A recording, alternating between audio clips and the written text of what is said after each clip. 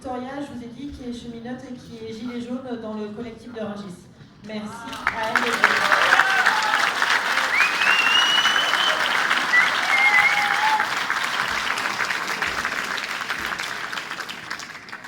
Bonjour à tous, bonsoir à tous. Donc moi c'est Toria, donc je suis maman seule de 3 enfants, je suis cheminote, gréviste de la bataille du rail de 2018 et gilet jaune du collectif Rungis.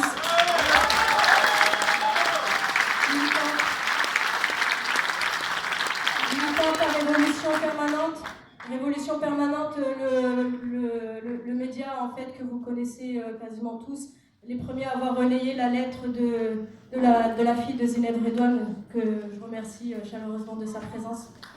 Et voilà, moi je vais intervenir en fait. Désolée, j'ai pas l'habitude comme les autres camarades.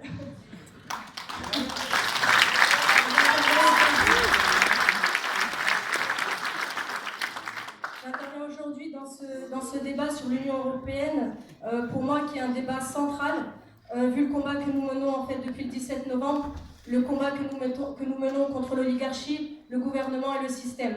Donc comme vous le savez, la réforme ferroviaire, je vais vous parler de ce que je connais le mieux, c'est-à-dire les trains, même si mon ami François en connaît aussi un rayon. La réforme du ferroviaire émane d'une directive européenne qui voulait une harmonisation du système ferroviaire et l'ouverture à la concurrence. La concurrence, elle a d'abord eu lieu avec la marchandise en 2008 en France, une concurrence qui voulait faire en sorte que la marchandise se porte bien en France. Résultat, le fret SNCF est quasiment mort. Donc voilà, le premier résultat. Et là, du coup, en 2018, donc l'année dernière, c'était l'ouverture à la concurrence niveau voyageurs, par le biais du pacte ferroviaire que nous avons combattu jusqu'au dernier jour, donc jusqu'au 27 juin 2018. Nous étions conscients en fait du désastre en fait que ça allait occasionner, donc dans le quotidien des usagers. Et c'est pas faute d'avoir en fait fait ce que font les gilets jaunes actuellement, c'est-à-dire les manifestations déclarées, à marcher comme des moutons derrière le camion à merguez à Martinez.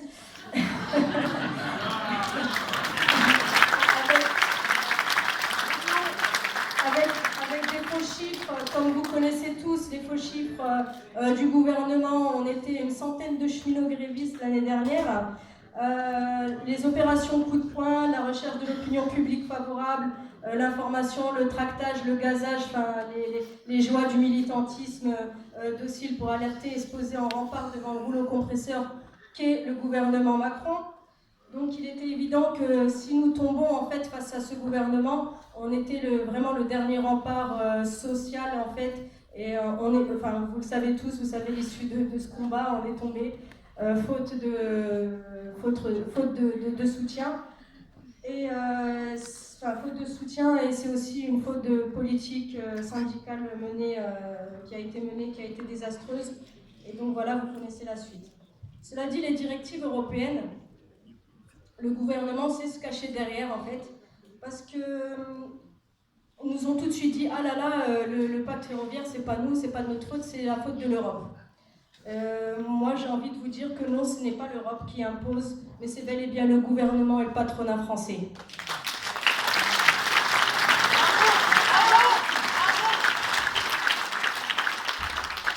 C'est le gouvernement qui décide et personne d'autre. Ce n'est pas Malte qui a imposé cette directive, ce n'est pas Malte qui nous a mis le couteau sous la gorge.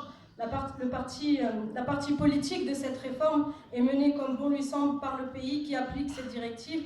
Il faut savoir aussi également que l'allongement du congé paternité et le paiement du congé parental, c'est une directive européenne et Macron a su dire non. Donc voilà, il sait dire non aux directives européennes. Et pour moi, l'Union européenne, c'est qu'une succursale institutionnelle du capitalisme, une tour d'ivoire supplémentaire où l'on nous observe avec mépris. Nous, les travailleurs, nous, les chômeurs, nous, les retraités, les étudiants, qu'on soit de France, d'Espagne, de Portugal, de Pologne ou de Grèce, nous avons cela en commun avec les autres pays européens, c'est notre classe sociale. Et c'est pour ça que j'aimerais revenir sur un terme, c'est pour ça que je ne me sens pas, et je le dis là haut et fort, je ne me sens pas citoyenne. Parce que Macron et Castaner, ce sont des citoyens. Et je n'ai pas les mêmes intérêts qu'eux, je ne défends pas les mêmes intérêts qu'eux. Je me sens plus proche de la travailleuse estonienne, d'un cheminot espagnol, que ces deux charlatans. J'ajouterais même que je me sens plus proche d'un cheminot malien qui sont récemment en grève pour leurs droits, pour réclamer en fait à leur patron que leur salaire soit versé, où ils ont été privés de salaire depuis plusieurs mois. Et je me sens aussi proche des femmes d'Honnête et d'Ayat, ces femmes courageuses qui ont combattu le patronat et qui ont mené une lutte victorieuse et exemplaire, qui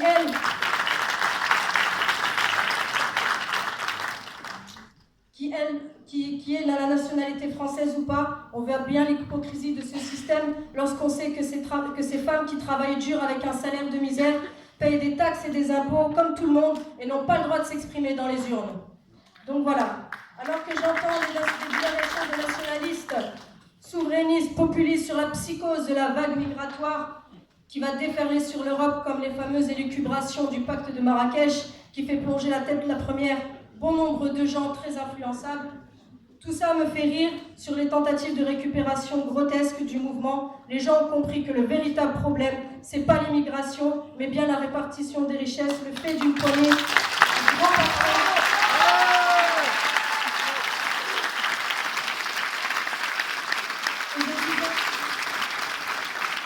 Et je dis bien grands patrons qui se gavent sur le dos et la santé de millions de travailleurs, qu'ils soient français ou étrangers. Sans compter ceux qui vendent leurs sermons comme le ferait un mormon, les eurosceptiques et les européistes qui cachent tous les deux des perspectives néolibérales. Il suffit de voir le travail d'Orban en Hongrie ou le fait que Salvini n'a rien touché à la réforme de Renzi en Italie. Il y a donc pour tous les goûts, mais tous veulent pour une seule chose, faire croire que leur sermon est sauvegarder leurs intérêts. Donc voilà. Là, je vais vous lire, en fait, comme je vous ai dit en début de séance, j'ai été mandatée à l'Assemblée des Assemblées de Saint-Nazaire et je vais vous lire en fait ce qui est sorti en fait de cette Assemblée des Assemblées. Bien sûr, ceci sera voté dans les AG, mais ils ont écrit un texte et je tenais à vous lire. Nous, Gilets jaunes, réunis lors des assemblées de Saint-Nazaire, dénonçons le caractère antidémocratique et ultralibéral des institutions européennes. Le Parlement européen que nous élisons n'a même pas le pouvoir de proposer une loi. La Commission européenne décide de tout sans aucun contrôle démocratique. Les institutions européennes sont soumises à la pression de 25 000 lobbyistes pour la seule capitale européenne. À l'inverse du modèle actuel, les Gilets jaunes portent un modèle de démocratie directe, dans lequel l'intérêt général prime sur les intérêts particuliers. Un modèle démocratique où primeront enfin nos conditions de vie, de travail, vos droits, la qualité de nos services publics et de notre environnement. Nous avons pour principe fondateur l'autonomie des groupes de Gilets jaunes et des individus en général. C'est pourquoi nous faisons le choix de ne donner aucune consigne de vote ou même de participation à ces élections. Nous condamnons toutes les tentatives de constitution de listes politiques au nom des Gilets jaunes. Nous appelons les Gilets jaunes et les citoyens et citoyennes à faire de cette période électorale une grande période de mobilisation. Nous proposons d'organiser une campagne d'information et de sensibilisation contre les institutions européennes et leur politique libérale, de tourner en dérision cette mascarade électorale. Nous en remettons pour cela à la créativité des groupes. Bon, je vous passe le passage, il faut que je le lise à la fin. Nous proposons à tous les peuples d'Europe de se saisir de cet appel, de le traduire dans leur propre langue ou de s'en inspirer pour faire le leur. C'est en menant une lutte coordonnée contre nos exploiteurs communs que nous jetterons les bases d'une entente fraternelle entre les peuples d'Europe et d'ailleurs. Voilà, ça c'est la fin de l'appel.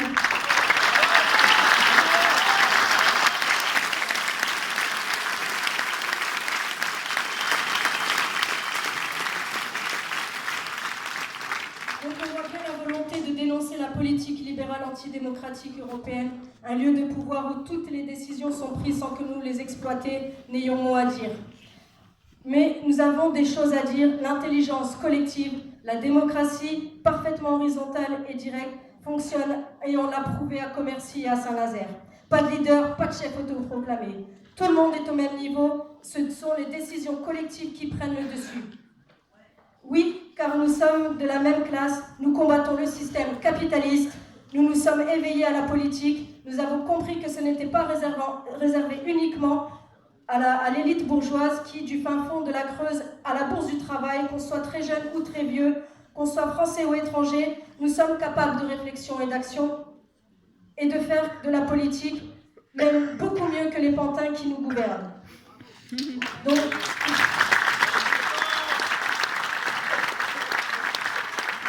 nous nous sommes levés le 17 novembre d'une seule et même voix. Nous sommes issus de la même classe sociale. Nous devons construire notre lutte et devenir une force unitaire. Que notre combat traverse les frontières et déferle sur le monde entier. On ne peut pas se battre dans la rue comme des lions et des lionnes et après laisser le grand patron et le personnel politique à leur botte faire des magouilles, des lois et prendre des décisions à notre place. Nous voulons un autre monde. Un monde plus humain, plus propre, plus juste, plus équitable. Notre lutte est juste, nous sommes du bon côté de la barricade. Nous ne rentrerons pas chez nous avec 3 copecs de plus sur notre salaire pour qu'on ferme notre gueule, pardon. On veut plus, on ne veut plus être traités comme des minables, nous ne sommes plus esclaves de ce système. Nous, ce que nous voulons, c'est la révolution.